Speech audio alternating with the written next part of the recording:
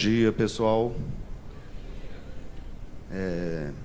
Bom, é com muito prazer que damos início à nossa série de seminários integrados do primeiro semestre de 2024.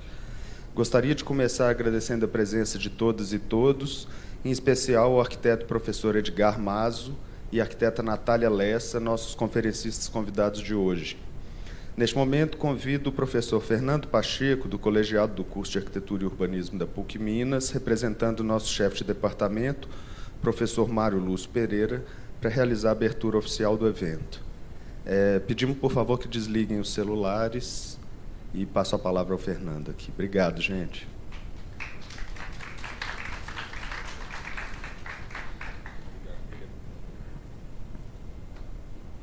Bom dia a todas e todos. Grande prazer estar aqui com vocês hoje. Faço essa recepção hoje em nome do professor Mário Lúcio Pereira Júnior, chefe do Departamento de Arquitetura e Urbanismo e coordenador do curso da Praça da Liberdade, que infelizmente não... Que infelizmente, por motivos de saúde na família, não pôde estar com a gente aqui hoje. Agradecer ao professor Lúcio Mauro Pereira, pró-reitor adjunto da Unidade Educacional Praça da Liberdade. Só um segundo. Sim. E também o professor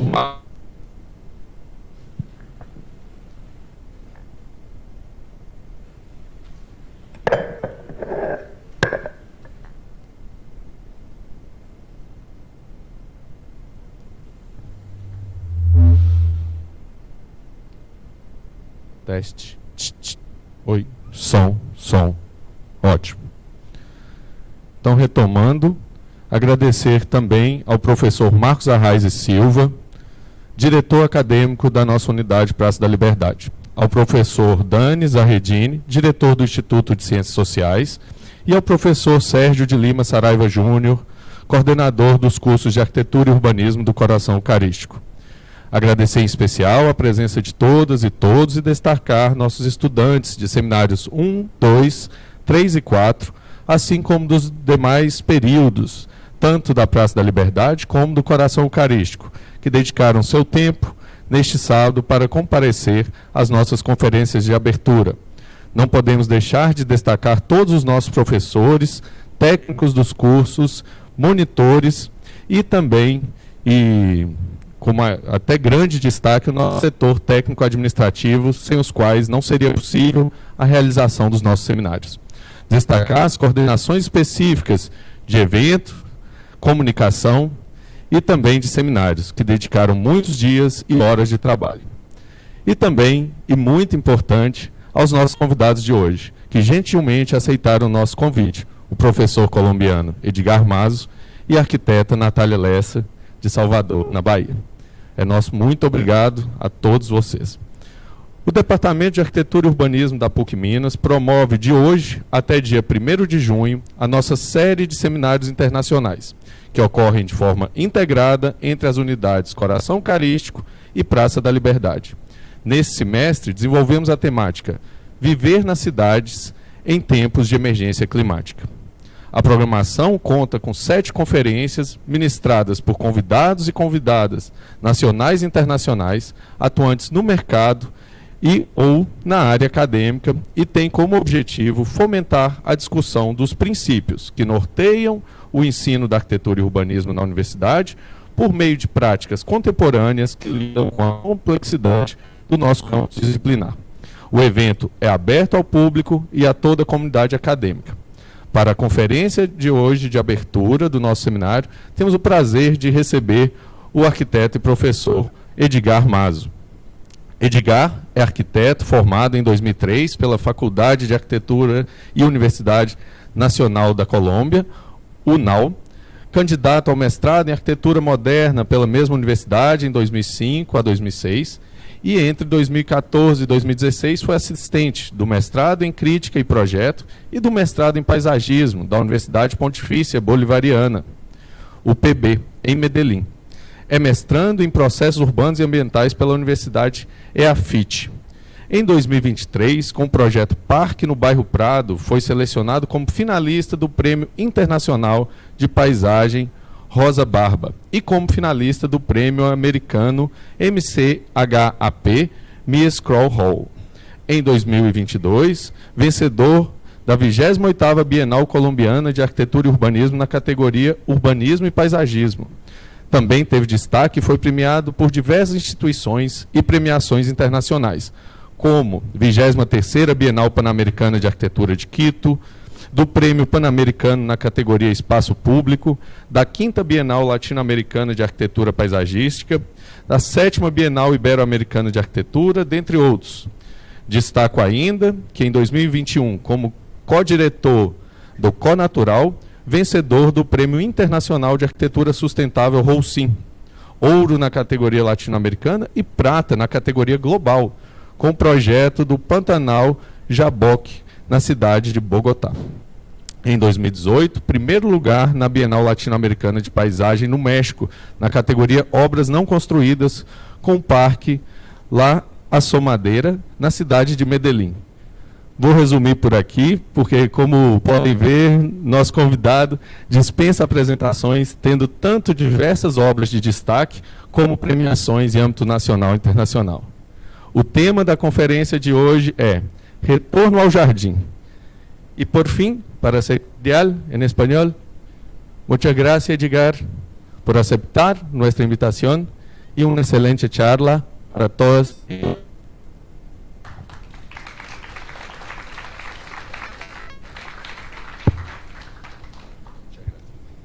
Gracias. Buenos días, quiero agradecer la invitación que hace la PUC y en especial al arquitecto Pedro Moraes, que nos conocemos creo que hace cerca de 10 años y quería contarles que el primer viaje que hice fuera de Colombia cuando empecé a trabajar en arquitectura fue a Minas de Gerais. Pues me invitó la Universidad Federal de Minas de Gerais, entonces para mí es un gran placer venir a traer a Brasil y a Belo Horizonte un poco de las reflexiones que he estado construyendo hace cerca de 20 años.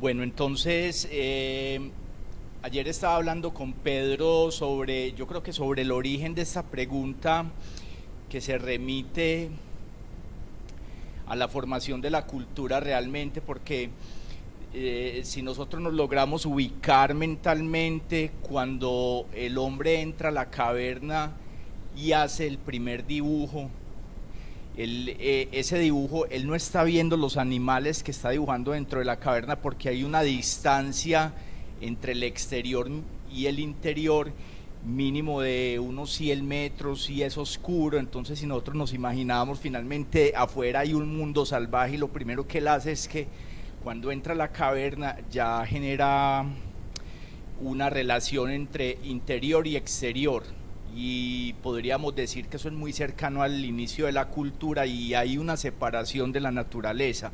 Realmente él ya empieza a ser un observador y sigue el camino dentro de esa caverna y tiene el fuego, y hay un instante muy mágico del que no nos hemos podido desligar, y es que en el interior de esa caverna, con ese fuego, y las paredes de la caverna son completamente rocosas, y hay uno que coge un carbón y empieza a dibujar unos animales. Y muchas explicaciones han tratado de decir que ha sido un acto de supervivencia el dibujo, porque dicen, no, están dibujando animales para que posiblemente llegue una generación futura y vea, dibujaban animales y los cazaban y los comían, y es una transmisión del conocimiento para garantizar la supervivencia de la especie. Pero hay otras corrientes que dicen que ahí se originó una cosa muy rara, y es que lo que se originó en ese momento fue un acto de la imaginación, porque como ya pues la naturaleza estaba afuera, el hombre está adentro, ya hay una una oscuridad que lo separa de la naturaleza, él ya empieza a dibujar lo que recuerda y empieza a imaginar el mundo y empieza a inventar nuevos mundos a través del dibujo, y de ahí para adelante es el inicio de la cultura. Y entonces empezamos dibujando caballos, después dibujamos y construimos ruedas, y después máquinas de castillos, máquinas de vapor, carros y aviones. Pero hay una cosa supremamente dramática, y es que en ese acto de separación, como especie, algunos, o la arquitectura, pero la realmente arquitectura, no la construcción, pues porque hay una diferencia radical entre arquitectura y construcción. La arquitectura hace algo, y es que recuerda esa naturaleza exterior y la trata de traer al interior, y eso es como un aire o el soplo que anima la articulación de todos los sistemas espaciales. Entonces ese es el sentido de la arquitectura. Entonces esta imagen que yo me encontré, esto es Henri Rousseau, cerca de 1910, y a mí me llamaba mucho la atención. La primera vez que la vi y vi la fecha, yo pensaba como lo que estaba sucediendo en Francia y en Europa en esa época, y era una época de la revolución industrial. Pero yo veía esta pintura y yo entendía que era un asunto de un regreso a la naturaleza, y un asunto como que estaba casi este pintor trabajando en el vector opuesto al tiempo. Si el tiempo estaba hablándonos de la acumulación de procedimientos técnicos para reinterpretar el mundo, este parecía que estaba como regresando atrás, buscando ese hombre primitivo. Y esa imagen tiene que ver, es una representación que hace el Instituto von Humboldt en Colombia sobre la comprensión que tenían los hombres nativos colombianos de su territorio, y hay unas cosas supremamente bellas, porque pues finalmente esto corresponde a una zona donde grandes pantanales, y estos nativos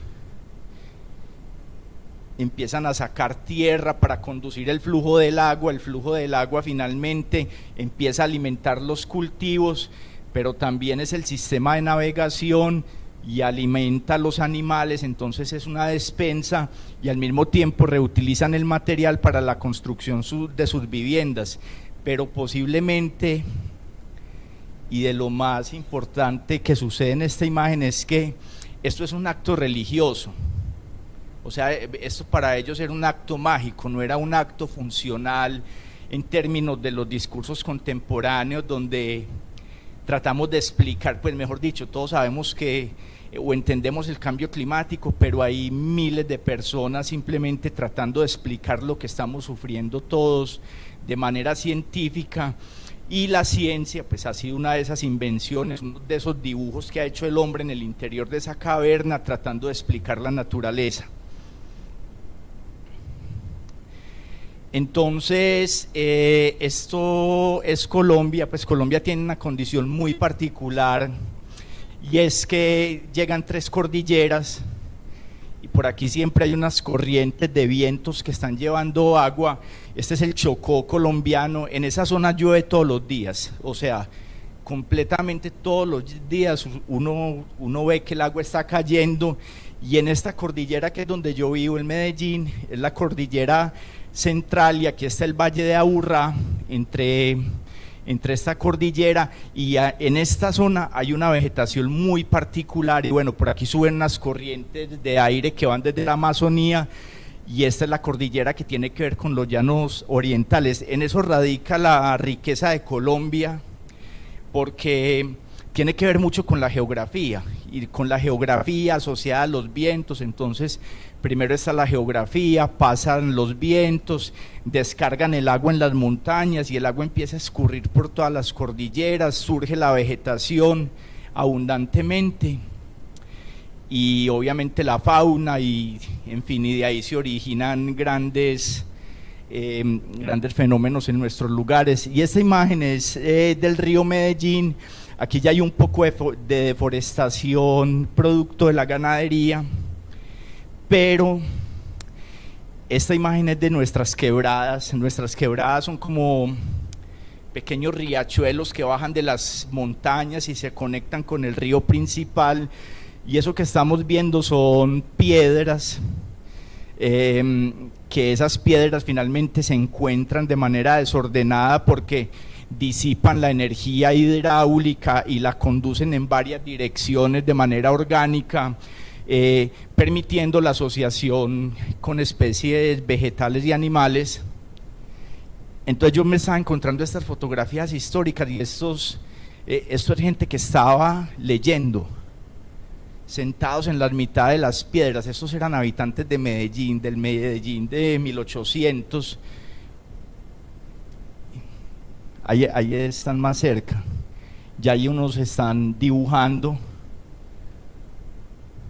Y esta foto es más contemporánea, en una de las quebradas que está en buen estado, y eso es lo que nos pasó. Entonces, cerca de 1940, llegaron unos ingenieros americanos con la idea de las grandes ciudades americanas, que tenía que ver con el saneamiento del agua,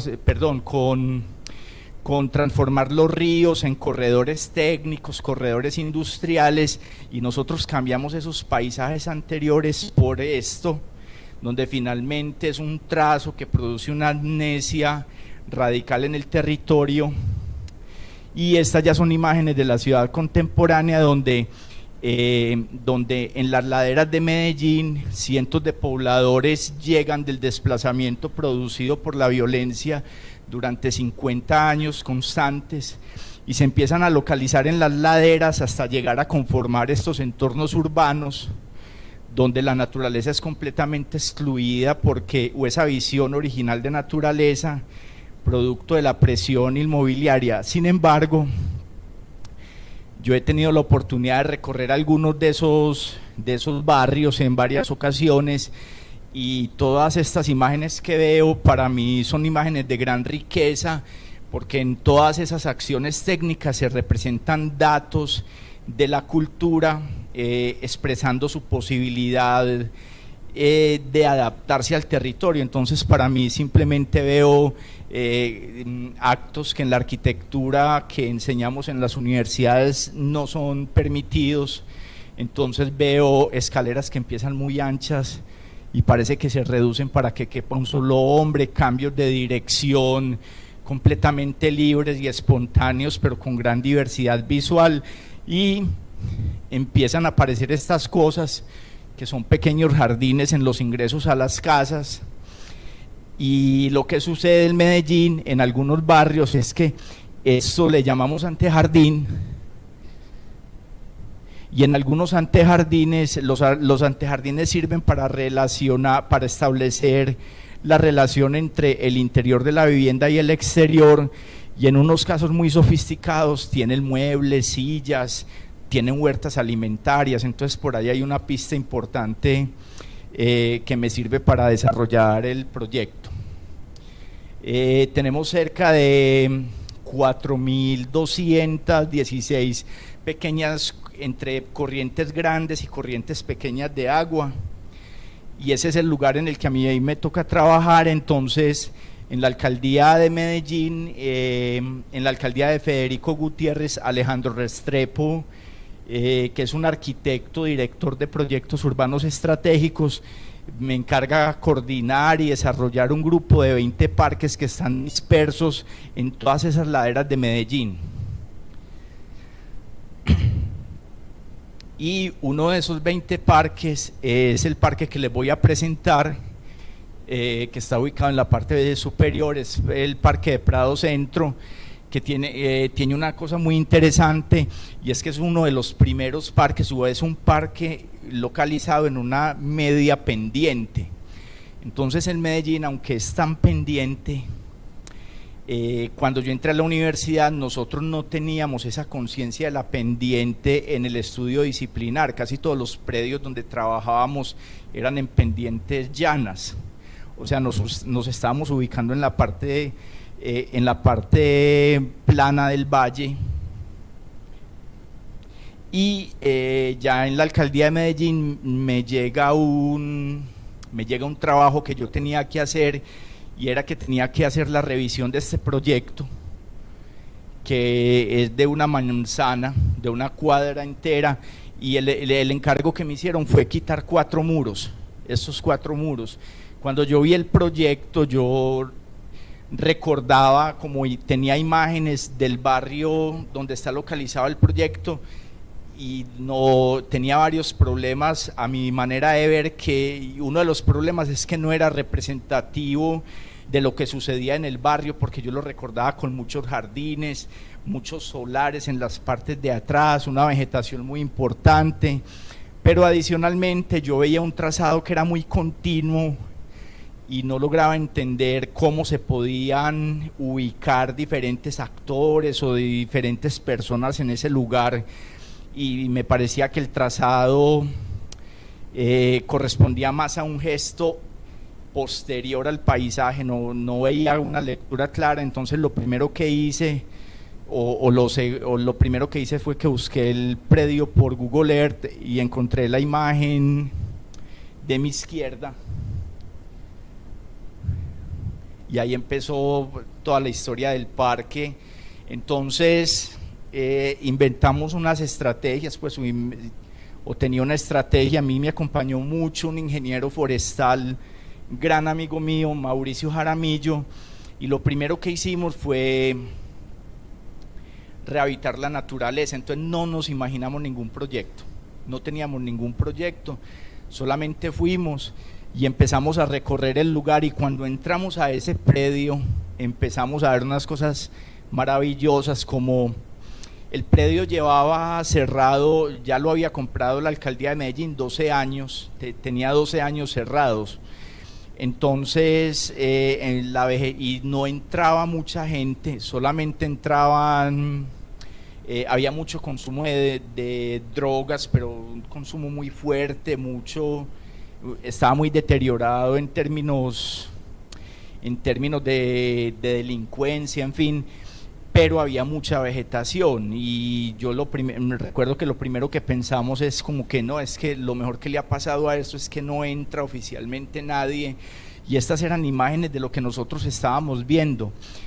Con el amigo mío forestal empezamos a colectar pequeñas hierbas, y pues realmente en nuestro lenguaje popular tenemos como distinciones entre hierbas. Entonces hay buenas hierbas y malas hierbas, les decimos en castellano malezas, pero yo no veía malezas, sino que yo veía unos fenómenos, yo empecé a ver como energía.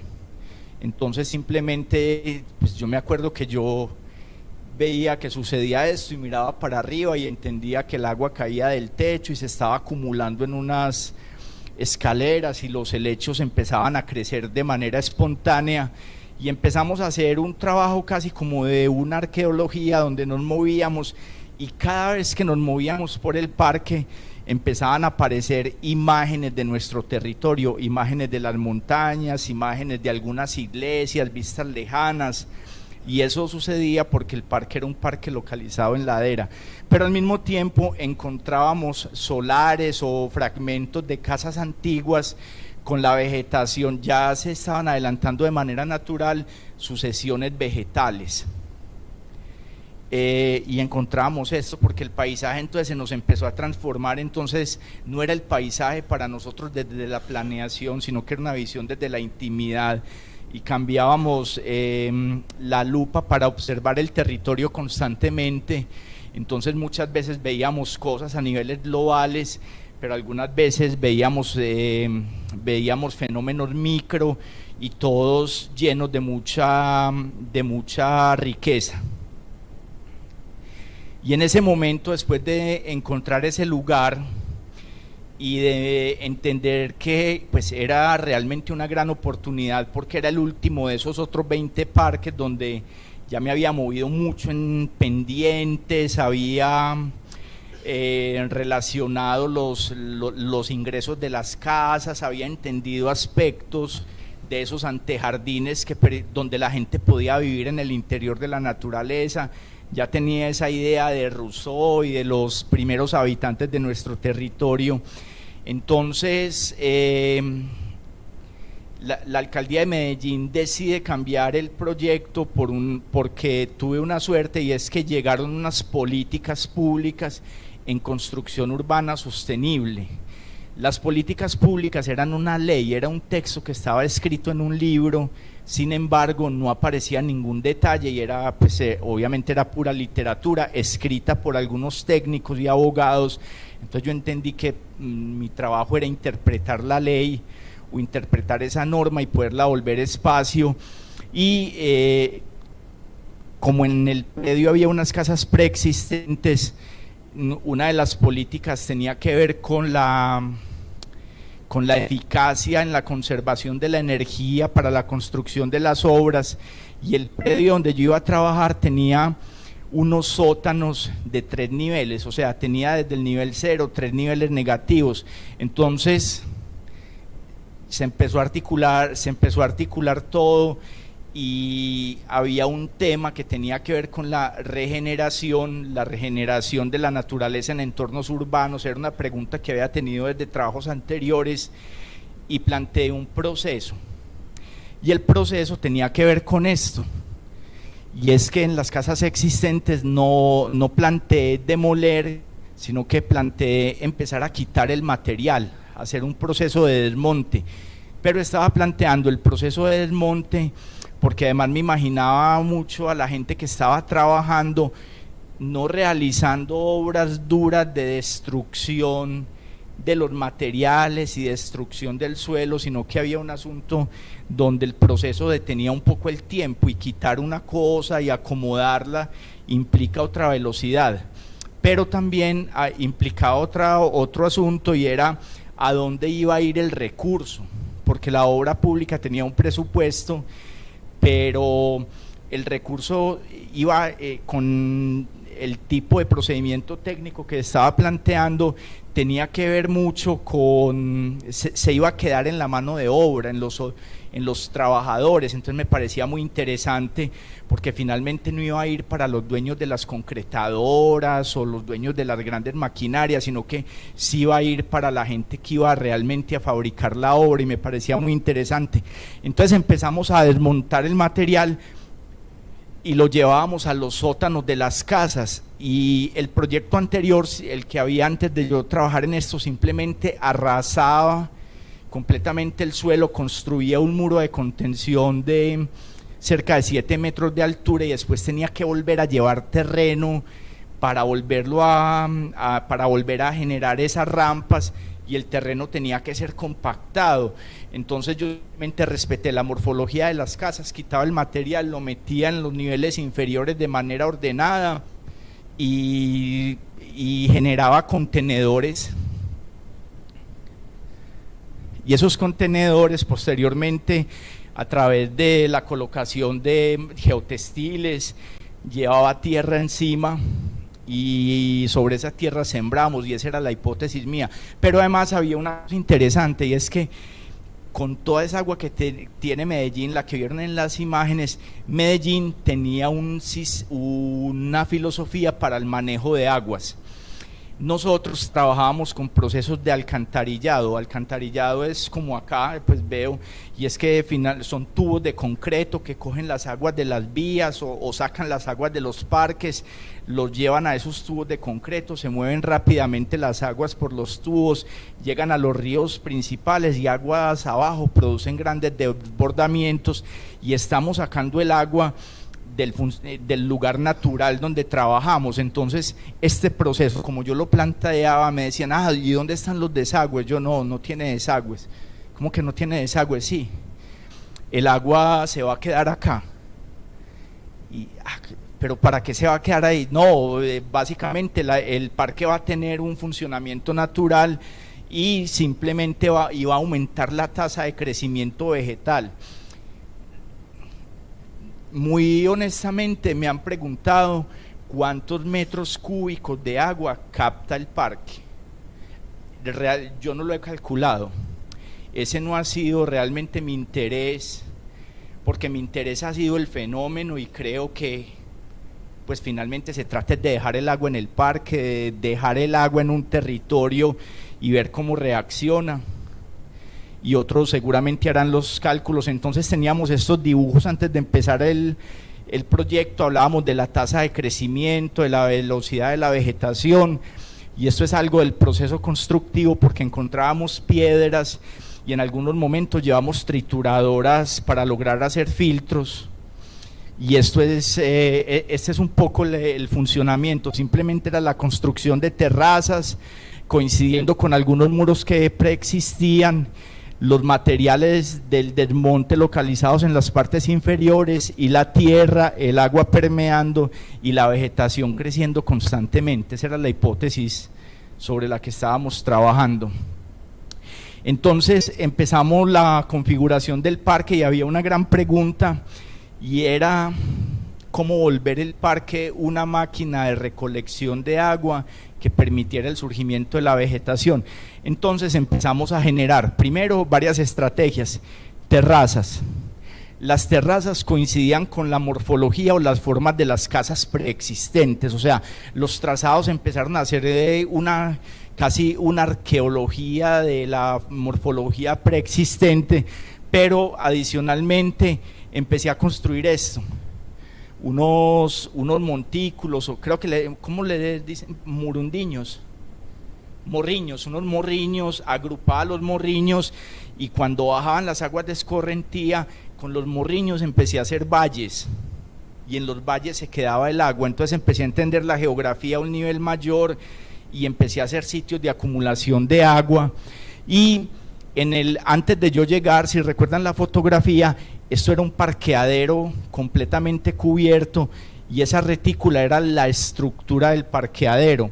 Entonces simplemente empecé a hacer cortes en la estructura del parqueadero, a demoler el material del parqueadero y a generar, esa era la hipótesis, creo que llegaba como a un 85% de superficies permeables en todo el recorrido del parque, y estos eran los sitios donde se estaba quedando el agua o acumulando el agua a través de la retención o el cambio de la pendiente.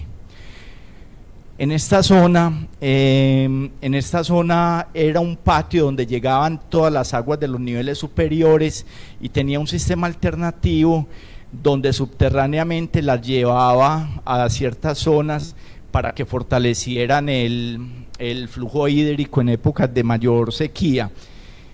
El trazado del parque se empezó a originar de una manera, surge el enfrentamiento de dos geometrías, por decirlo de alguna manera.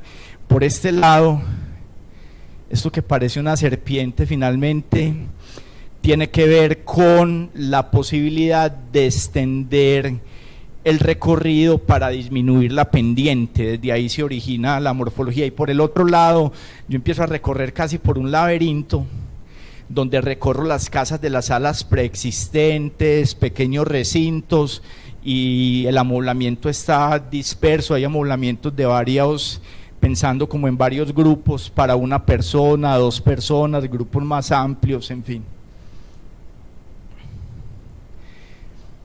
Planteábamos esto, era el incremento, la regeneración de ese territorio a través de la demolición de todas las casas que existían en esta zona y la demolición del parqueadero. Y entonces ahí empezó a surgir algo muy interesante, y es que si la arquitectura que yo estaba haciendo, pues, o la pregunta original es, cuando empezamos a hacer arquitectura, finalmente hay un acto de superposición de unas fuerzas o una idea o una materialidad sobre un territorio, pero en el proceso de hacer la obra yo me di cuenta que yo no estaba superponiendo, sino que antes lo que me estaba tocando era quitar material para que volviera a surgir la naturaleza. Entonces estaba trabajando en el vector contrario, y eso tiene que ver con lo que pienso que va a ser el futuro de muchas prácticas y la actualización de algunos trabajos con arquitectura. Entonces me tocó empezar a ver esto, pues simplemente movíamos el material, íbamos quitando y movíamos el material de un sitio para otro para reconformar la geografía, y al cabo de muy poco tiempo, bueno, porque esto estuvo cruzado por la pandemia,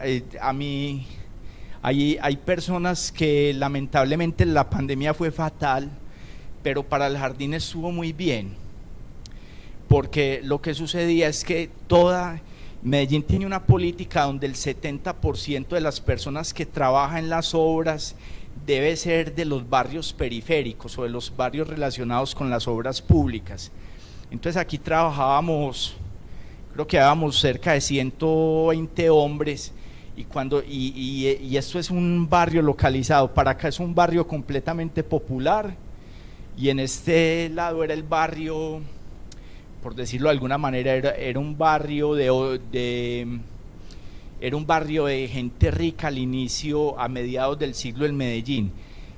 Tenía una cosa supremamente rara, es que para este lado vivían los ricos, y este lado, a mediados en 1970, fue declarado una zona de prostitución para la ciudad. Entonces el parque estaba localizado en un punto donde los de este lado no querían que hicieran el parque, no, es que va a haber prostitución, va a haber consumo de drogas, en fin. Entonces era un asunto muy fuerte, porque pues yo tenía la esperanza de que el parque se volviera casi como un sitio de reconciliación de la cultura, y bueno, y estaba descargándole mucha fe a la forma del parque y a la vegetación, y bueno, entonces vamos a ver cómo empezó a funcionar. Empezamos a ver el surgimiento del parque, y entonces efectivamente en todos los lugares donde estaba conducida la pendiente y había huecos o buracos, y en el patio donde había excavado empezó a caer mucha agua, e inmediatamente la vegetación empezó a crecer de una manera natural impresionante, sucediendo cosas como cuando visité el parque al principio con el amigo mío forestal, con Mauricio, cogíamos las hierbas, las malezas o las malas hierbas, y las metíamos en unas bolsas y guardamos las semillas, y cuando estábamos haciendo el parque nosotros empezamos, hay un manual de espacio público que no contempla esas hierbas, pero nosotros queríamos hacer una lucha de especies, una lucha como de clases de hierbas.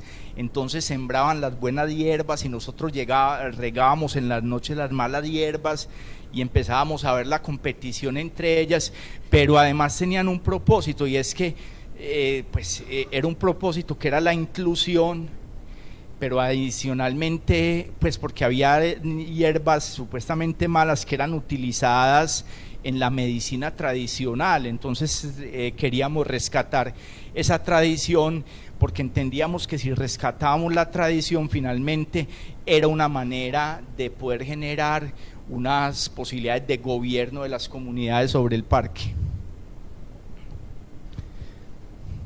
Entonces de esta manera el parque empezó a tener una vida propia, y empezamos a realizar todas las obras. Es muy distinto, porque un trabajo de estos, pues un trabajo de hacer un jardín, no son unos planos solamente, sí hay que hacer unos planos, pero realmente es un asunto donde la arquitectura debería estar cambiando el tema. Este parque tuvo una ventaja, y es que lo diseñó la alcaldía que iba saliendo, como en el último año en los últimos 6 meses lo empezó a construir, y el otro alcalde lo terminó. Entonces nos tocó empezar a ver toda la transformación del sitio y empezar a ver el crecimiento de la vegetación, y ese lugar cómo fue adquiriendo una exuberancia supremamente importante. Y en ese momento y en el transcurso del parque empezaron, pues porque es una obra muy reactiva, es una obra donde claro tiene todos los planos técnicos, pero detalles como estos, que es la colocación de material del desmonte, restituyendo muros, tienen que ver con una persona que está quitando el material, está acomodando el material de manera ordenada con una instrucción. Pero entonces me empecé a dar cuenta de algo, y es que todos empezaron siendo obreros de construcción, pero empezó a suceder algo mágico, y es que ya no eran obreros, sino que ya eran artesanos.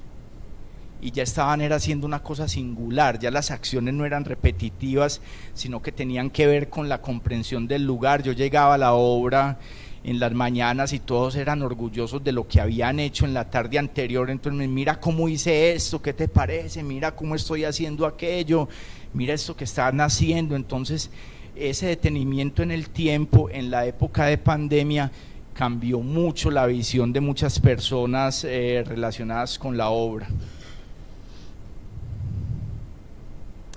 Y el espacio empezó a tener una vida completamente propia, y adicionalmente empezó a permitir algo, y es que yo no empecé desde la planeación, pero esto es en el plan de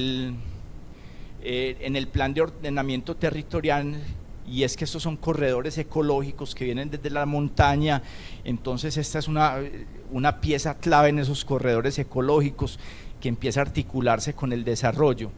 Entonces, claro, regeneramos esto porque estas elecciones técnicas de colocar las piedras en los gaviones, eso implica que esos hombres no estaban vaciando concreto, sino que tenían que escoger piedras, cargar las piedras con las manos, localizarlas de manera ordenada.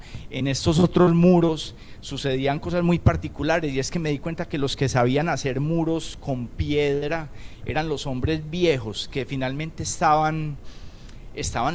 ya los habían sacado de los procesos de construcción en el lugar, pero cuando seleccioné esa técnica, la única manera de construirlo era llevar los hombres viejos y acercarlos a los hombres nuevos, y entonces ya no era un asunto de relevo generacional, sino que había un asunto de transmisión del conocimiento técnico a través del hacer. Entonces la obra se empezó a volver casi como un laboratorio de cultura donde empezaron a compartir sus saberes. Para la selección de los jardines, como tantas personas venían desplazadas por la violencia de diferentes lugares rurales de Colombia, yo empecé a hablar con los hombres y les decía de dónde vienen y qué hacías. Entonces algunos me decían, yo era agricultor. Entonces empecé a separar los agricultores, y los agricultores empezaron a trabajar en la construcción de los escenarios con vegetación, en las siembras. Entonces un rescate de su actividad primordial, y fue llevada a la generación del parque.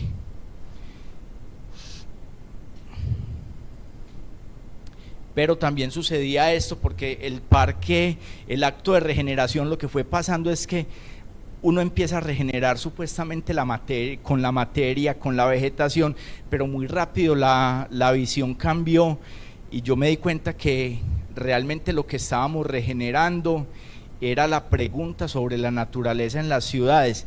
Y estos eran algunas de las personas que estaban trabajando en ese momento en la oficina en la oficina mía. Entonces aquí hay unos brasileños, Joana, Gabriel y Maite Coelho. Esta niña fue la que empezó a hacer el parque conmigo, y estos dos lo terminaron. Entonces yo empecé a ver el grupo de estudiantes y yo me relajé mucho, porque la verdad yo no creo que el proyecto mío, me di cuenta que el proyecto mío no era el parque, sino la pregunta sobre la naturaleza, y que no estaba regenerando solamente vegetación, sino que a través del hacer podía reconectar las personas con unos procesos a través de la técnica.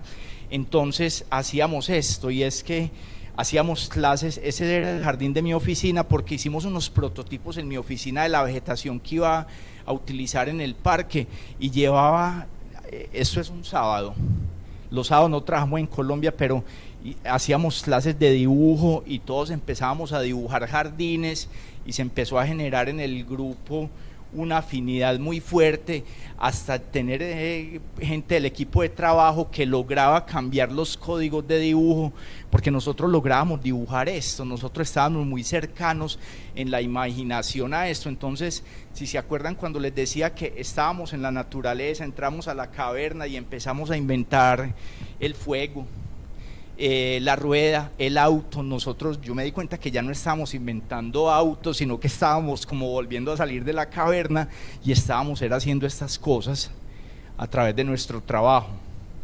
y empezamos a pensar en unos procesos muy, muy interesantes donde para nosotros las dilataciones eran sitios donde se iba a almacenar el agua y donde nacía el agua iban a nacer herbáceas que originalmente eran podadas por la alcaldía de Medellín, pero de un momento a otro la gente empezó a ver eso muy bello y empezaron a dejarlas, pues hasta que me tocó. Y había otro escenario interesante, y es que empezaron a ir muchos grupos de estudiantes y empezaron a ir los grupos de estudiantes a entender cómo funcionaba el parque, y ya se diversificó el asunto, porque no iban solamente arquitectos, sino que iban ingenieros, iban biólogos, iban botánicos.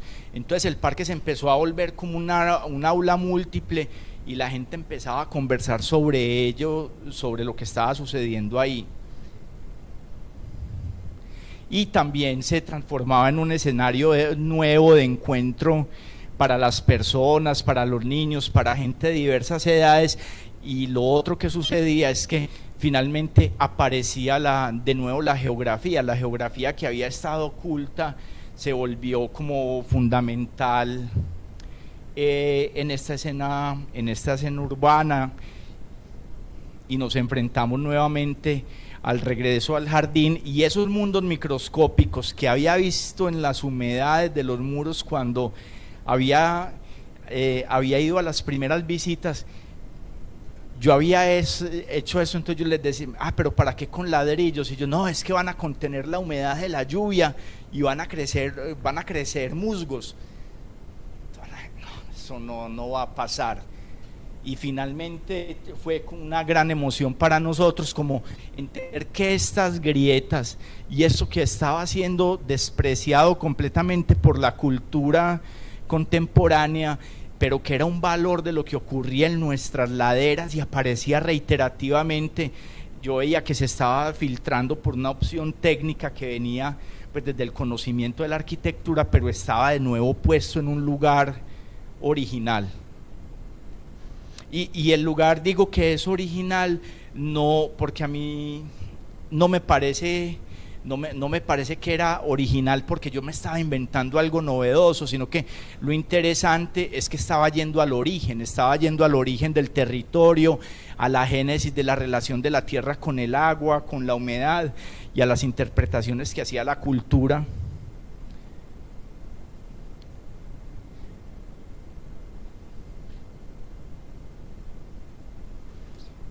Y el espacio empezó a adquirir una vida propia, y la vegetación, pues esto es como a los 2 años, y simplemente empezó la vegetación a crecer, y hacíamos visitas donde las personas veían el crecimiento de algunas zonas,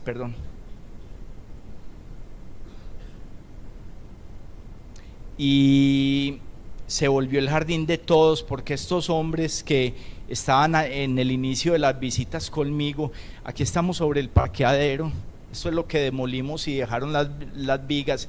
Estos hombres que estaban al inicio de la visita, cuando veían las maquetas, finalmente se dieron cuenta que no es necesario una obra donde se bote todo el material, sino que la posibilidad de reutilización también es un trabajo donde uno está hablando de la historia y está diciendo que el territorio se construye a través de procesos de acumulación de información, y eso logró tener valor para ellos, de tal manera que a mí me tocó ir a visitar las casas de ellos, porque muchos empezaron a hacer pedacitos del parque a las entradas de las casas y pedacitos de jardines, y entonces me llevaban a que les revisara la escalera, si estaba bien nivelada, en fin, o algunos me llevaban a decir, vea, yo traje esta planta del lugar donde vengo, o me la trajo mi familia, ¿a usted qué le parece? Algunos empezaron a hacer donaciones de vegetación al parque, y esos pequeños montículos que ayudaban para que en los valles fueran retención de agua, se transformaron en el sitio de juego de los niños, porque el parque no podía tener zonas de juego. Entonces yo pensaba pues que fueran mecanismos para la retención del agua, pero que al mismo tiempo tuvieran un carácter lúdico Y bueno, también la verdad me acordaba mucho del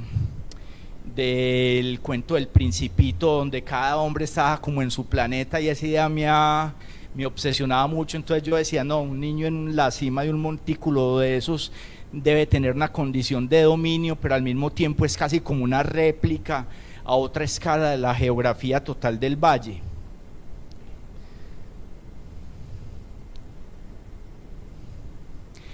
Está hecho de cosas muy simples realmente, pues es una arquitectura del paisaje donde interpreta caminos, rampas, puentes y pasarelas, los localiza en un lugar tratando de articular la acción de la arquitectura con la posibilidad de relacionarse con un territorio y generar una gran diversidad donde uno va leyendo en la historia de un lugar que lo precede, y es un asunto donde las preguntas o realmente lo que yo estaba tratando de hacer es que la importancia no era el trazo que yo estaba haciendo en el interior de esa caverna, sino que casi que estaba haciendo un pequeño trazo para dejar ver lo que había atrás, lo que había antes.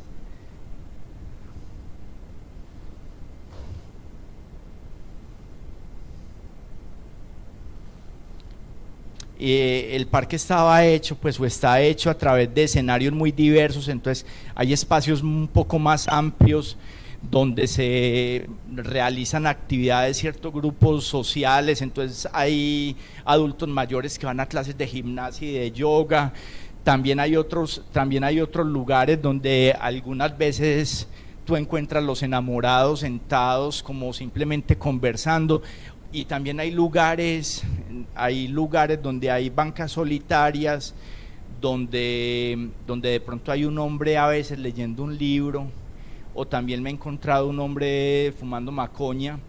Pero lo interesante es esto, y es que la construcción de ese espacio, desde que fue planeado, no tenía una visión excluyente, pues porque eso ha pasado mucho en nuestros países, y es que en muchas ocasiones se ha utilizado el espacio o la arquitectura para excluir o solucionar ciertos problemas que no son problemas netamente de la arquitectura, sino que son asuntos que tienen que ver con la historia o con las sociedades. Y también se convirtió en el espacio de ciertos grupos muy particulares. Entonces, claro, el parque empezó a atraer gente de todos los grupos sociales, de muchas partes de Medellín, profesores, pero también empecé a encontrar personas que antes no podían entrar al parque, y ahora es un escenario donde toda la gente está conviviendo, entonces se ha transformado en un espacio que todo el mundo habita de una manera coherente, y por decirlo de alguna manera todo el mundo respeta, y además el espacio se vuelve escenario para acercarse otra vez a la geografía, lograr apreciar nuestras montañas, nuestro relieve, nuestra fauna. Y se ha ido transformando lentamente en un nuevo escenario para la vida. Y esto, para finalizar lo del parque, esto es de lo más impresionante que me ha pasado. Una vez yo estaba en una visita en el parque con los jurados del premio Mies Crown Hall, y estábamos, pues era una visita como un poco seria, y de un momento a otro llegó un hombre, ese hombre con dos árboles. Yo vi que entró como un árbol muy grande, lo estaba cargando así y lo descargó en un sitio.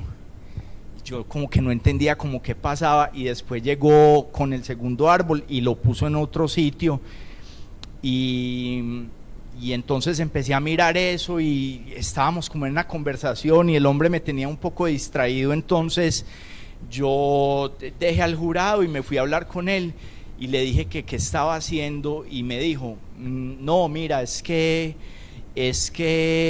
usted sabe que aquí había un parqueadero y era un predio en desuso que tenía 12 años y nunca habían hecho nada, y me contó toda la historia del predio. Yo le dije, sí, yo sé algo de eso, y me dijo, no, entonces la alcaldía de Medellín hizo esto, y parece que un hombre que fue el que lo diseñó no puso un árbol aquí, entonces nos va a dar mucho sol. Y el parque ya no es de la alcaldía de Medellín, sino que es un parque nuestro, el parque es de nosotros, el parque es de los habitantes del lugar, y el parque ya no nos lo quitan, y el parque lo estamos cuidando en nosotros. Entonces yo le dije, pero yo creo que el árbol, yo creo que lo deberías correr un poco más a la izquierda para que, muy buena idea, sí, lo va a correr, lo corrió. Y me dijo, ¿y tú quién eres? Y yo le dije, soy el hombre que no puso el árbol. Entonces, pero me pareció una cosa muy interesante porque he visto grupos del lugar trabajando en la limpieza del parque, sin que va la alcaldía, entonces hay muchos procesos de apropiación. Y todo esto porque el parque, entonces, hablando en términos de regeneración, no solamente es esto, pensando en que el parque va a pertenecer a un corredor verde, sino que a través de ese acto tan pequeño, pues porque realmente es un parque donde la superficie total del parque son 6.400 metros y ahora las superficies permeables son cerca de 4.500, en términos significativos para la ciudad es muy poco, pues es mínimo. Sin embargo, lo más interesante es que interviene en la concepción del cambio del modelo de manejo de aguas. Se transforma en una pregunta para las personas que trabajan en la realización de la construcción del parque, se transforma en una pregunta para todos los arquitectos que trabajaron haciendo, arquitectos y paisajistas, pero lo más interesante es que el parque le devolvió a la comunidad o le devolvió a la ciudad una visión sobre la riqueza, y le empezó a decir que la riqueza no estaba en lo sofisticado, que se alejara el hombre de los lugares, sino en la interpretación de la naturaleza, y está logrando reconstituir un vínculo, y ese es el sentido del parque. Bueno, con eso paro el parque y les voy a mostrar una cosa pequeña. ¿Cómo vamos de tiempo, Pedro? Sí.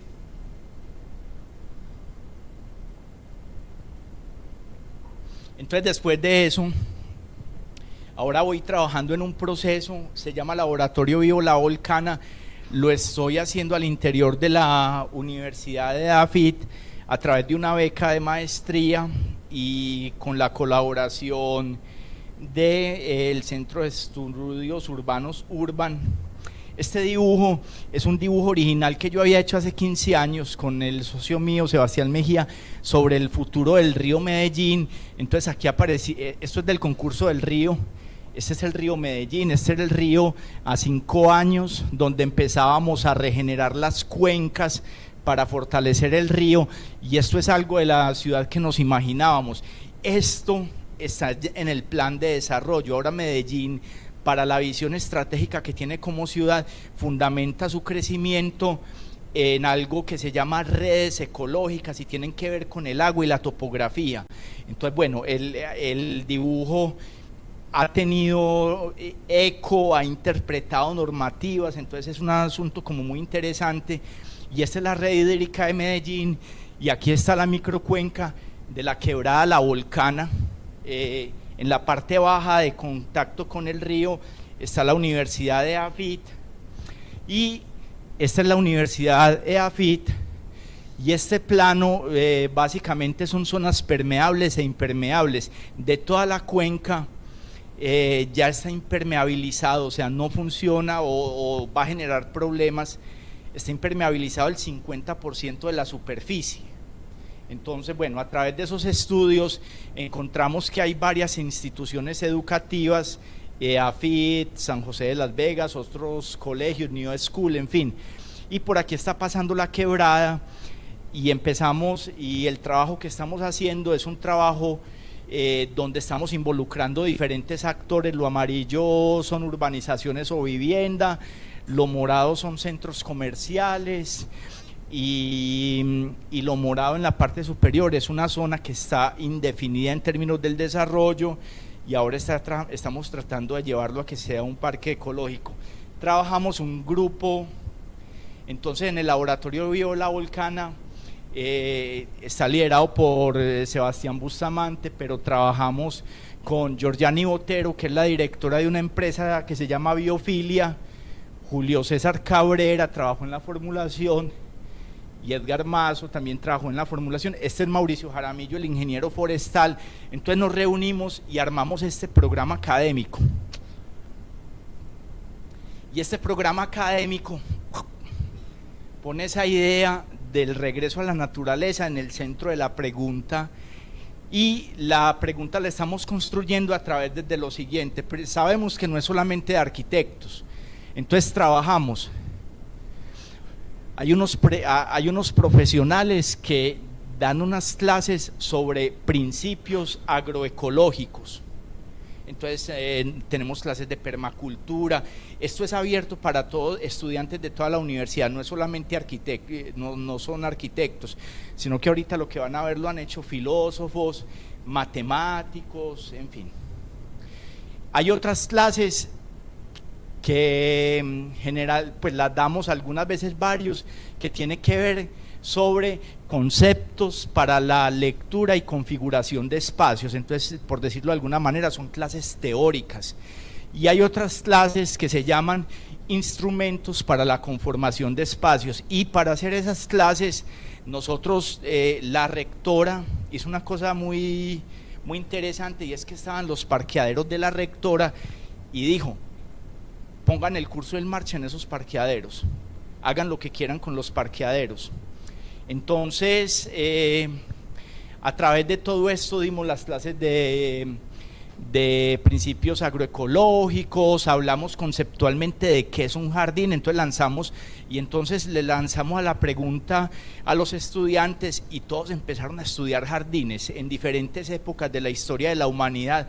Unos estudian los jardines de Babilonia, otros estudian hasta Pieludolf, otros estudian el jardín tradicional antioqueño, en fin. Y la información, creo que este es el Jardín del Edén. Entonces los estudiantes simplemente hacen recopilaciones de imágenes. Este ejercicio es formulado por Julio César, y esto se llama Atlas. Entonces hacen recopilación de imágenes y construyen un relato, y nos hablan de los valores del Jardín del Edén, en qué época se ubicó el Jardín del Edén, cuál ha sido la importancia para la humanidad, y construyen un relato donde separan estudiantes y nos explican la idea de ese jardín.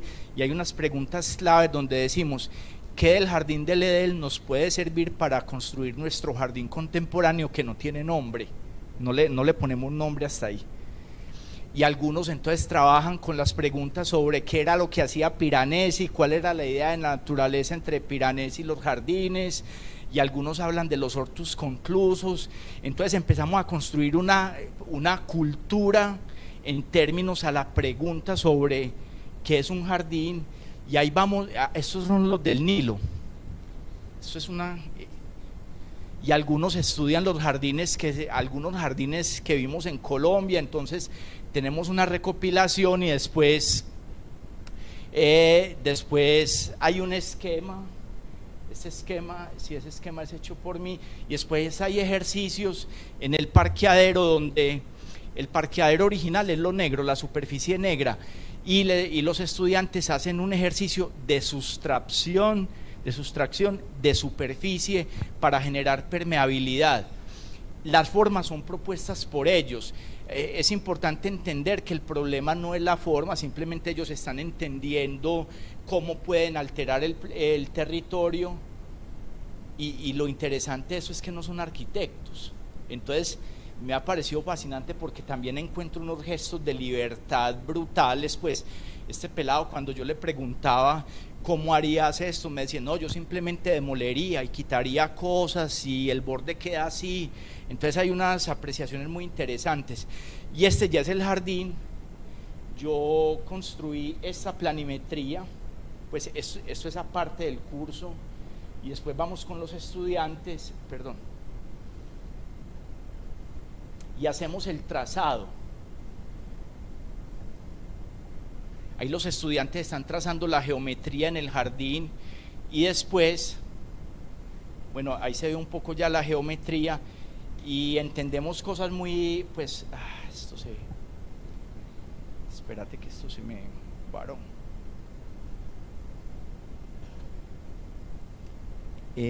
Está como, se detuvo, ¿no? Sí. Sí, no, está bloqueado el computador. Pedro, ¿me ayudas un porfa? Mientras yo... Entonces hay cosas muy interesantes, y es que finalmente lo interesante del proceso es que los acercamos a hacer las cosas, pero entendemos que, por ejemplo, ellos llegan hasta el trazado, y esta parte que es la...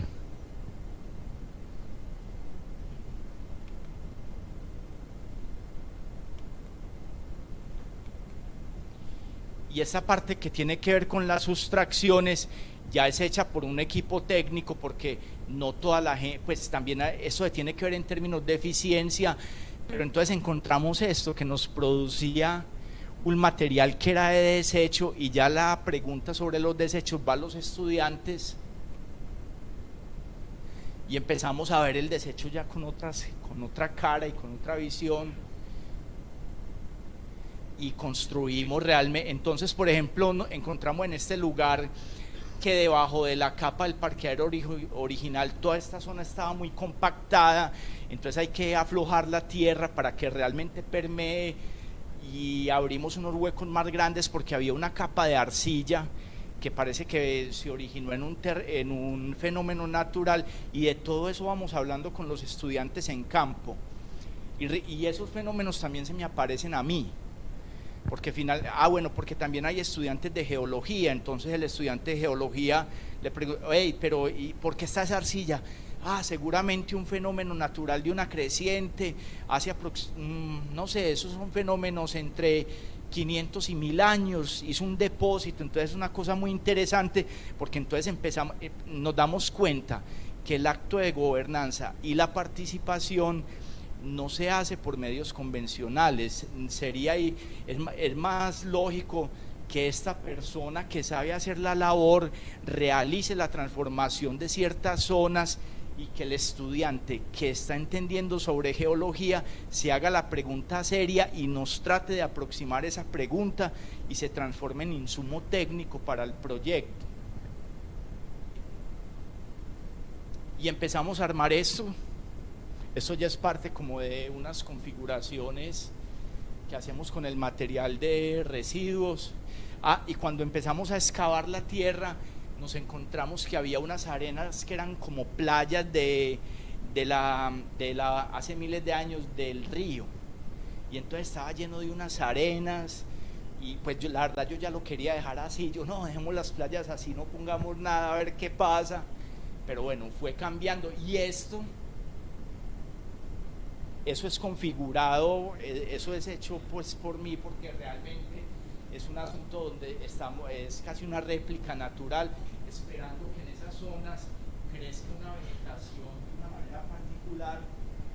una vegetación de una manera particular, y bueno, y por ahí empezar, aquí se ve la acumulación de agua, y después empezaron a llevar unas especies, y los estudiantes han llevado, a través de sus investigaciones, guiados por la directora de biofilia, alguna vegetación, y se empezó a transformar este lugar. Y ahora que está lloviendo, el jardín está creciendo. Entonces las clases ya las sacamos del aula y las transformamos en un proceso de reconfiguración del campus, y con todo esto estamos aportando a esa idea general que pensamos que tenga que ver con la reconstrucción o la regeneración de una cultura de los jardines en nuestra ciudad.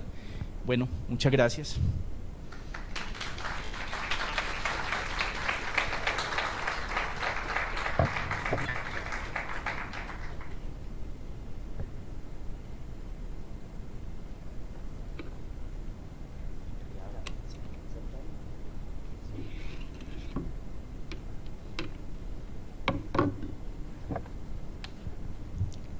Muito obrigado, Edgar, pela sua fala super inspiradora. E hoje a gente queria aproveitar que no novo formato agora dos seminários nós temos 2 palestras no dia, para convidar a Natália para se juntar a gente aqui e também trazer perguntas para nós.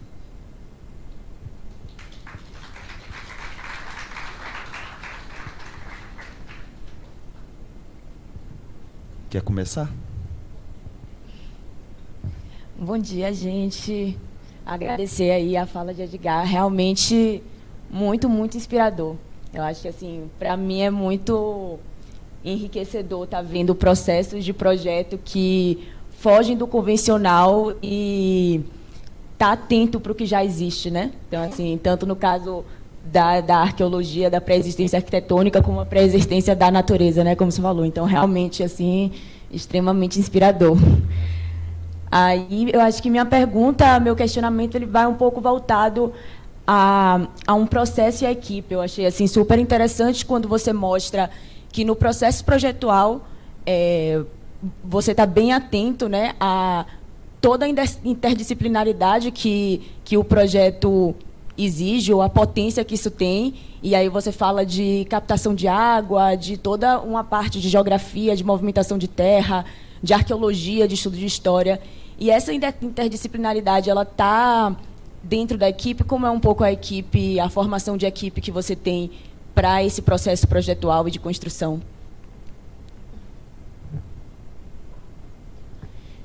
Para esa solución yo creo que hay como varios aspectos. Yo he tenido la posibilidad de realizar unos viajes desde Perú hasta Norteamérica, en la zona de Nuevo México. Y hay indicios de que hay trayectos donde las culturas originales se movían en todos esos corredores, porque han encontrado ofrendas de aves que no corresponden a una región. Entonces parece que anteriormente había unos tránsitos. Yo me he fijado mucho en el manejo de aguas de esas culturas. Generalmente cada vez que estoy yendo veo cómo manejaban el agua, cómo construían sus terrazas, en fin. Entonces, este conocimiento tiene mucho que ver con la observación, y además reviso muchos dibujos, en fin. Entonces, lo primero es que viene desde un asunto de la observación que me ha dado mucha confianza, y hay unos documentos técnicos muy ciertos. En Perú, por ejemplo, hay cosas bellísimas como el Templo del Agua de Tipón, y los peruanos construían maquetas hidráulicas. O sea, tú vas a Tipón y ves todo el centro ceremonial, pero encuentras una maqueta tallada en piedra donde le cae una gota de agua, y tú ves la gota de agua cómo se mueve en el territorio. Entonces, todos esos conocimientos me han generado una base que me ha permitido relacionarme de una manera muy coherente con los equipos técnicos, algunas veces tratando de simplificar las respuestas, porque finalmente en nuestras culturas hay muchas cosas muy bien solucionadas. Pues yo ayer hablaba, por ejemplo, con Pedro, que hace como 3 años fui a Ouro Prieto y vi unas cosas realmente fantásticas en términos de hidrología, en términos de construcción, de nivelación. Entonces, finalmente yo estoy utilizando muchos antecedentes históricos como una caja de herramientas que, filtrado, comparado con técnicas contemporáneas, pienso que pueden ayudarnos a solucionar muchas cosas, muchos aspectos. Y lo otro es que el equipo de trabajo, si hay un asunto como muy, muy bello que me ha pasado en la vida, y es que no es una doctrina, pero el equipo de trabajo con el que he hecho esto, tenemos como unas coincidencias de afinidad en las preguntas muy interesantes. Entonces, nosotros no estamos trabajando, sino que alguno viaja y trae un pequeño dibujo, hey, mira lo que vi allí, pongámoslo en marcha en algún proyecto. Entonces es básico, es como un banco como de preguntas, y eso nos ha fortalecido mucho. Hay una pregunta ética, creo, que es la regeneración de la naturaleza en nuestras ciudades, que antecede a la técnica, y eso es muy interesante y nos ha potencializado el trabajo. Na plateia, alguém quer perguntar, gente?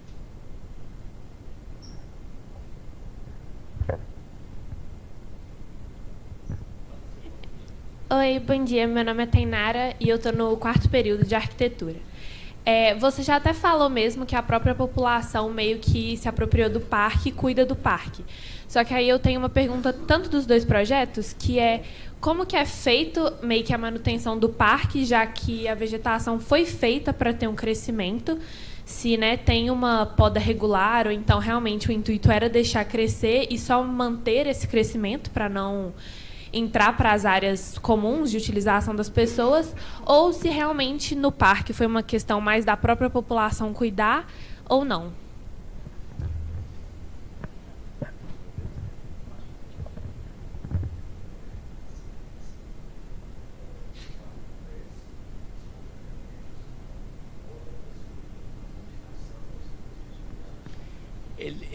Hay una combinación, mira, esa pregunta es súper interesante por lo siguiente, hay una combinación, entonces, por ejemplo, Mauricio Jaramillo, el ingeniero forestal, y yo vamos algunas veces a hacer algunas podas estratégicas, porque finalmente, porque hay que generar una relación coherente entre el escenario urbano y un escenario natural. Entonces nosotros nos encargamos como de las podas de árboles y la población generalmente hace otras siembras o hace algunos reemplazos, y lamentablemente algunas veces van empleados de la ciudad que tienen unas ideas convencionales de jardines y nos arrasan fragmentos que ya están construidos, porque ellos tienen una visión muy diferente, y finalmente a eso está sujeto el parque.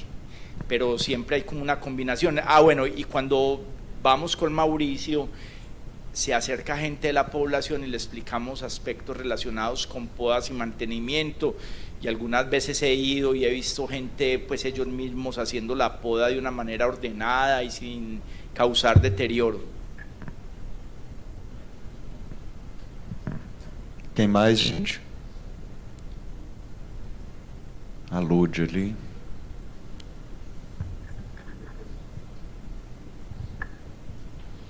Depois mais um ali, que eu não estou vendo quem é.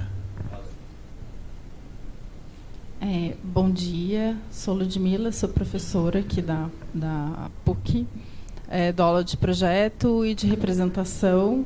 Então, primeiramente, parabenizar, né, a palestra, toda a fala.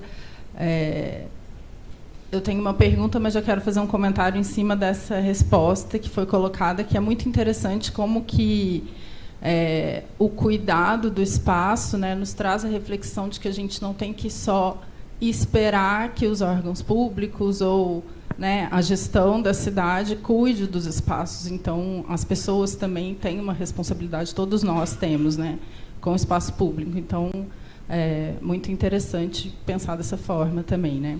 E a minha pergunta é um pouco, eu queria entender um pouco mais a partir, isso foi falado na palestra, mas queria entender um pouco mais a articulação que envolveu a viabilidade de um projeto desse. Se partiu da prefeitura ou se houve um envolvimento da universidade, porque você é professor também, então não sei, queria entender a estratégia inicial para que um projeto desse existisse, ou se partiu realmente de pessoas, né, da população incomodada com a qualidade do espaço ou a ausência de qualidade, enfim, não sei se foi muito clara a minha pergunta. Obrigada. La población ya no estaban molestos, estaban completamente decepcionados de la prefectura, porque imagínate, una ciudad sin espacio público.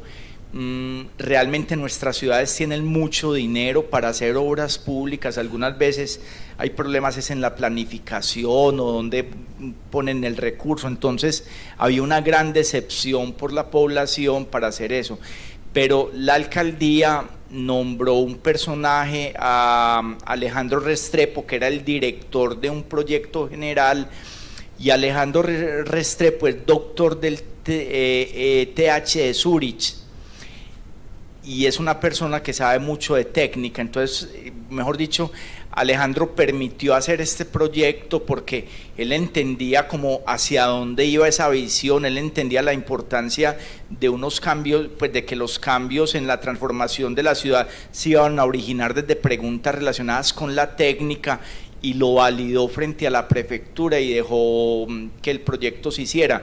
Pues fue un accidente en un momento, porque yo termino haciendo el proyecto en un acto como de la confianza que Alejandro me da para hacerlo, pero adicionalmente yo cuando fui al lugar yo pensé que yo había estado como preparándome 20 años para hacer ese proyecto, porque yo lo vi y yo veía todas las cosas como que podían aparecer y empezó como a fluir como todo lo que veía en el lugar y era muy natural y como ya había trabajado, bueno, lo otro que pasó es que yo había trabajado en un proyecto anterior que tenía una distancia horizontal de 30 metros y una distancia vertical de 7 metros y tenía que desarrollar una rampa, entonces yo había hecho esa rampa y había quedado muy bien y había entendido muchas cosas de nivelación, entonces cuando yo fui al parque y vi que eran 64 metros por 7 metros, yo la verdad yo lo vi y me decían, no, hacer una rampa va a ser imposible, y yo pensaba, hacer una rampa, si la hice en 30, en 64 va a ser es como un juego para un niño, y pues sin el proyecto anterior este no hubiera pasado.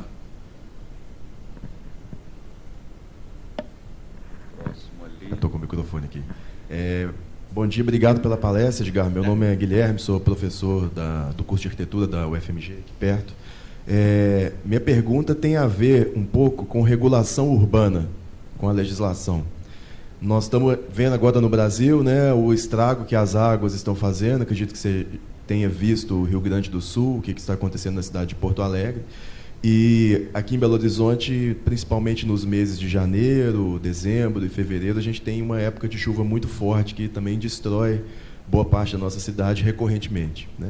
E nós temos uma cidade que é cada vez mais legal, ou seja, que atende às normas urbanísticas cada vez mais, a gente tem uma tendência a isso, mas muito pouco se faz com relação a essa gestão das águas.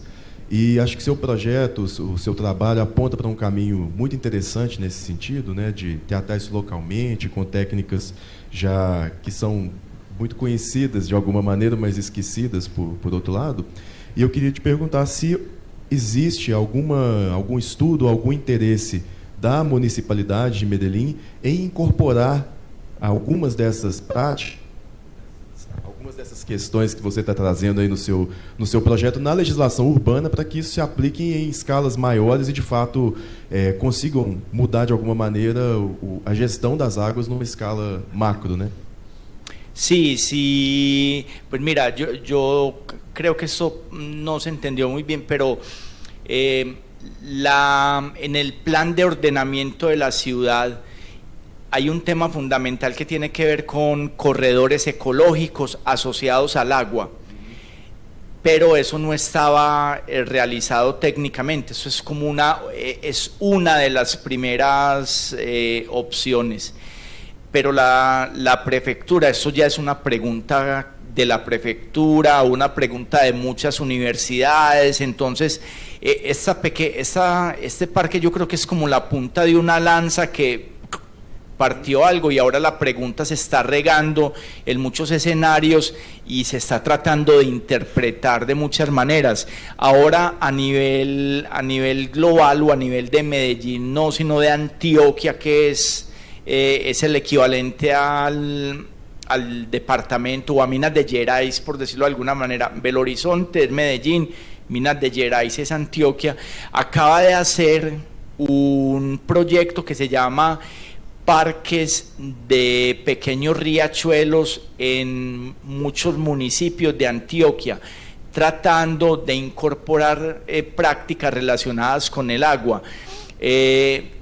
Yo pienso que en lo que tú dices, lo que pasa es que el problema de los cambios súbitos del agua en las ciudades no se va a solucionar de la noche a la mañana, y no se va a solucionar si la frontera urbanística sigue creciendo y deteriorando ecosistemas, y finalmente son cambios que tienen que ver con las infraestructuras y se van a tardar mucho tiempo, pero creo que hay que empezar por las preguntas.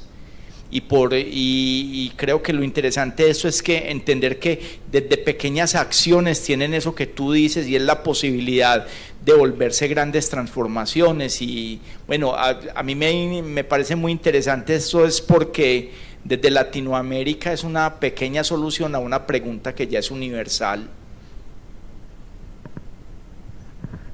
De outro lá.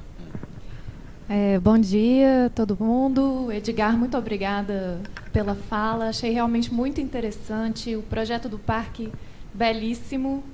Meu nome é Clarissa, eu sou também professora do curso de arquitetura da UFMG. E, na verdade, eu tenho duas curiosidades. A primeira é que, pelo que eu entendi, então, Medellín tem um clima que uma época do ano mais chuvosa, uma época mais seca, e que houve uma previsão de áreas no parque para acúmulo de água para prover a vegetação durante as épocas mais secas, né? Então, primeiro eu queria perguntar se funcionou de forma autônoma ou se precisa de alguma forma de irrigação complementar, né? E a segunda curiosidade é se o parque permanece aberto à noite, se vocês fizeram um projeto de iluminação especificamente para o uso noturno. Sí, Medellín tiene en el año, pues, o tenía en el año generalmente 2 épocas de lluvia muy fuertes, pero en Medellín hay un promedio de que cada 20 días máximo llueve. O sea, siempre nosotros tenemos mucha agua constantemente, entonces ahora estábamos pues supremamente impresionados porque llegamos como al día 19 sin llover, y para nosotros era como un verano excesivo, en fin. Pero en esa época yo viajé a México, a Guadalajara, y yo decía, Medellín es el paraíso porque realmente cae mucha agua siempre. Entonces esas pequeñas terrazas recogen las aguas y por gravedad la van moviendo de una terraza a otra, entonces retardan la desaparición del agua y la infiltración. Finalmente son como materas o contenedores como para el agua, y contienen mucho o mantienen el nivel del agua subterránea, y la otra se empieza a infiltrar hasta llegar al acuífero. Esa es la primera pregunta. Y en términos de la iluminación, el proyecto tiene un sistema, tiene 2 sistemas, y es que hay un proyecto de iluminación donde todas las zonas están pues garantizan la posibilidad de ir al parque en la noche, y hay un sistema de cámaras de seguridad que también está funcionando en el parque. Entonces generalmente hay gente que está viendo el movimiento en el parque y cómo funciona. Eso es. Y permanece abierto siempre. Edgar, primeiramente, parabéns pela exposição, pelos trabalhos, verdadeiramente inspirador, até pelo momento que nós estamos vivendo, né, frente a essa emergência climática, né, estamos vivendo esses efeitos, principalmente agora na região sul, mas também passamos por uma seca enorme na região norte, né, ali em toda a bacia amazônica. A gente veio observando uma seca muito severa, né, vendo rios que são que você não consegue ver a margem, virando somente um fiozinho de água. Então, acho que é muito bonito, né, ver o trabalho que você apresenta junto com a comunidade, com essa regeneração do solo, regeneração da paisagem, a atenção com essas ervas daninhas, né, essas herbáceas que estavam no lugar, que muitas vezes são retiradas, né. Então, achei de uma sabedoria muito grande, né, e um olhar ancestral em relação àquilo que está sendo feito e que está sendo produzido. Então, tendo em vista isso, eu queria fazer 2 perguntas. A primeira dela em relação tem uma preocupação muito com as plantas, mas a minha dúvida também em relação aos animais, em relação aos insetos, né, pássaros, se eles também estão habitando e como eles estão habitando o parque. E aí uma outra dúvida, e que eu queria saber a sua opinião. Medellín é um exemplo muito grande para nós em relação às reformas urbanas que foram feitas. Eu queria saber, se o parque está dentro desse projeto, dessa planificação, né, das reformas urbanas, e como você vê, né, a transformação da cidade de Medellín nos últimos anos. Desculpa. Eu sou o Sérgio, coordenador do curso de arquitetura na Unidade do Coração Eucarístico. Gracias. Mira,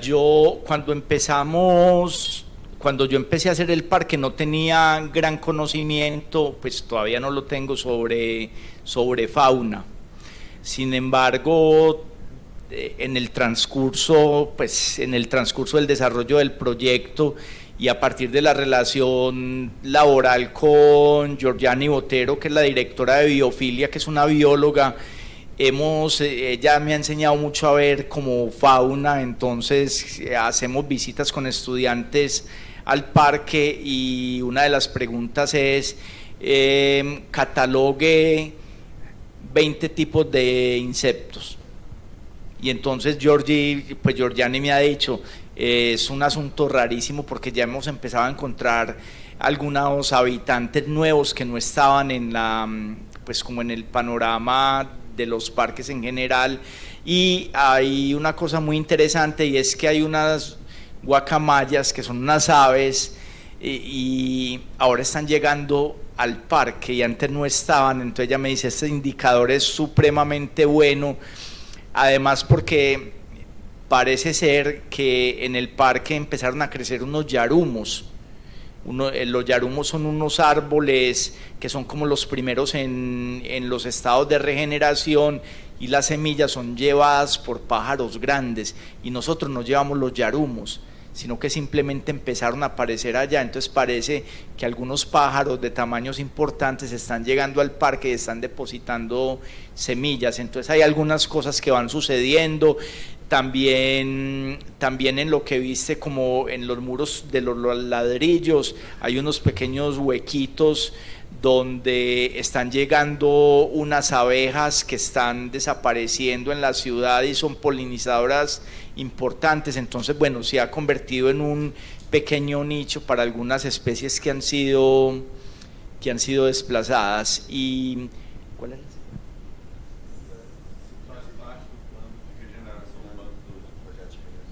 Sí, el parque, mira, ¿qué es lo que pasa con Medellín? Yo creo que Medellín tiene una cosa súper, pues de lo que he logrado entender de Medellín, es que claro, eso está en un plan general, en el plan de corredores verdes, en el plan de aumento de índices de espacio público. Entonces está ligado a una estructura.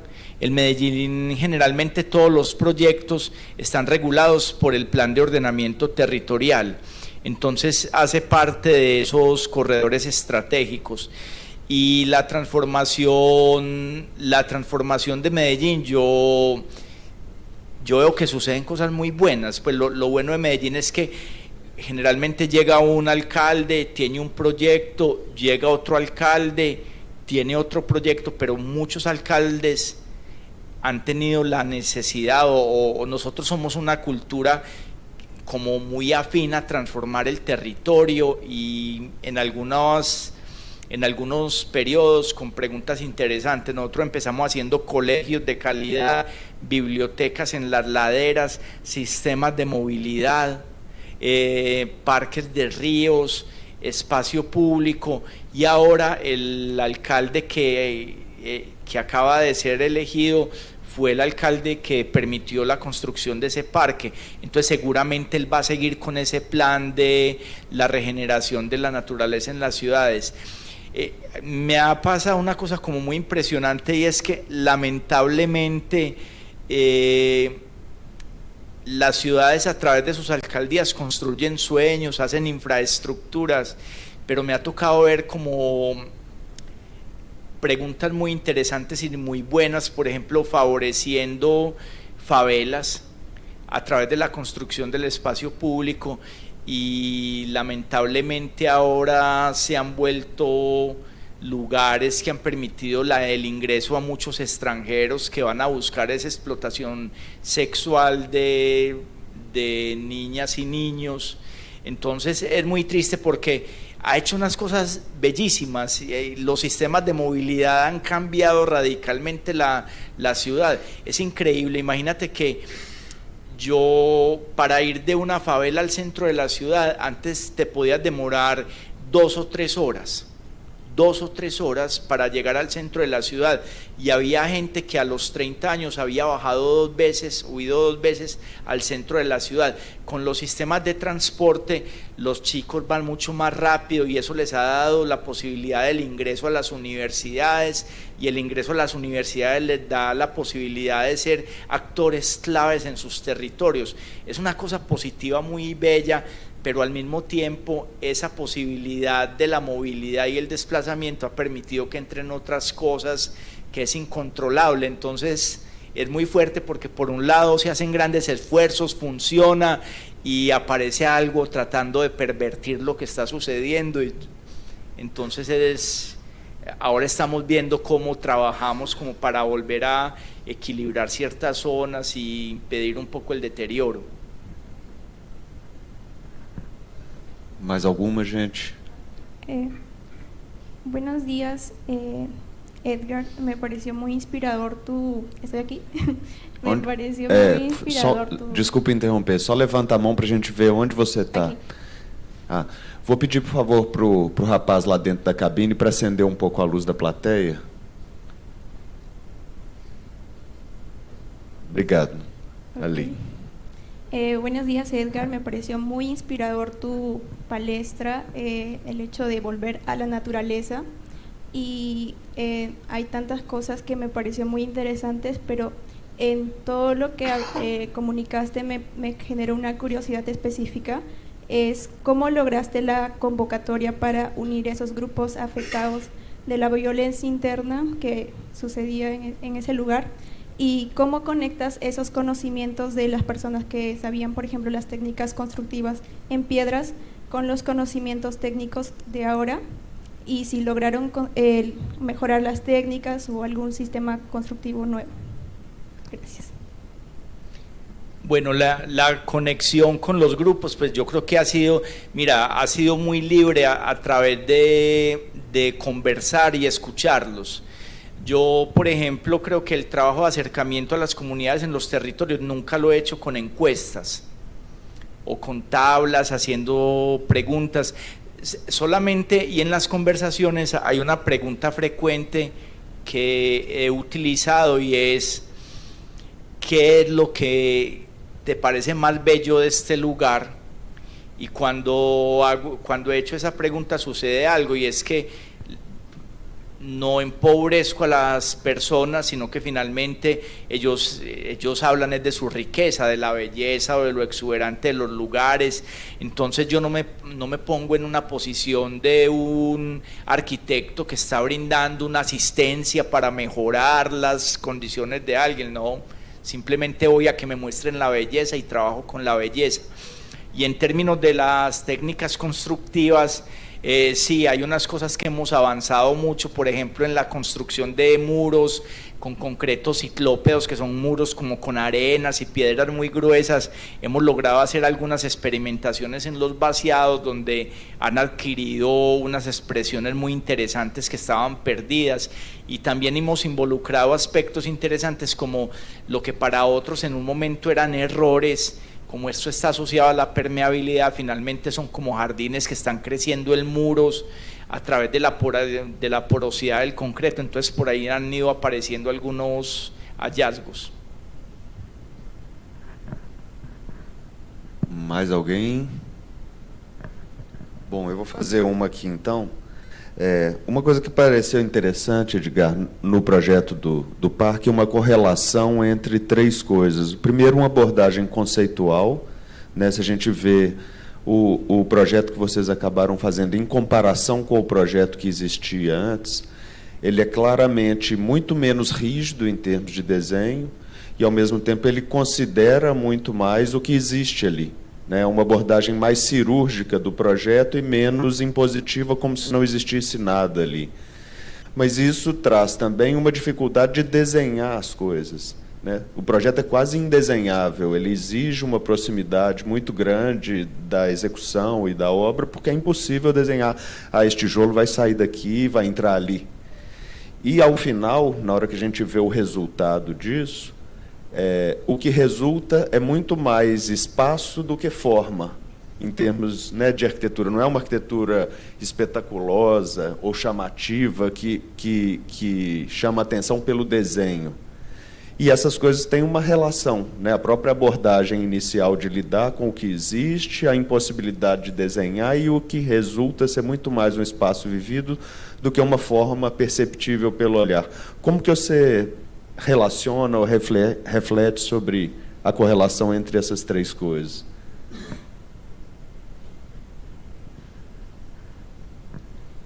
Es que yo pienso que ahí hay un punto fundamental y es que cuando yo me enfrenté como a entender las condiciones del valle bueno, eso tiene que ver como con toda la tradición nuestra como mesoamericana, y es que nosotros, si ustedes van a Perú o si van a México, a algunos lugares, o Guatemala, ustedes se van a dar cuenta que la arquitectura o estos primeros habitantes se creían o se entendían como hijos de la tierra, y en ese sentido las acciones sobre el territorio eran muy acompasadas, eran muy tectónicas, entendían curvas de nivel. La arquitectura no era objetual, sino que se volvía arquitectura cuando entendían que estaban dentro de un cosmos.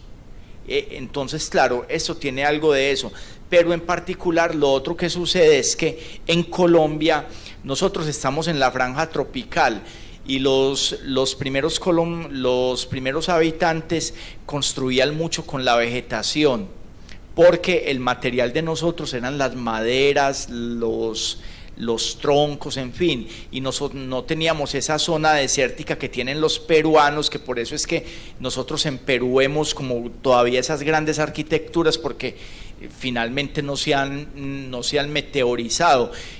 Lo que sucedía en Colombia es que construían con madera, doblaban madera, estaban 50 años en un territorio y se movían a otro territorio. Entonces esto tiene mucho de eso, porque cuando yo vi lo que sucedía en nuestro país, que es una cosa como más naif, esa idea de una naturaleza que va desapareciendo la arquitectura, es lo que sucede, donde finalmente la arquitectura tiene una pregunta y es casi como el instalarse en el suelo, pero eso ya estaba, y yo contrapuse la instalación en el suelo con una cosa que está creciendo constantemente, que es la naturaleza. Entonces creo que por ahí está la articulación. Perfeito. Mais alguma para fechar? Natália? Bom, então agora é agradecer mais uma vez a presença do Edgar. Muito obrigado pela fala, pela atenção nas respostas às perguntas que surgiram. Obrigado, Natália, pela contribuição. E a gente retorna aqui, então, às 13h30 para a palestra da Natália sobre reuso de materiais na arquitetura contemporânea. Obrigado pela presença de todo mundo e até já.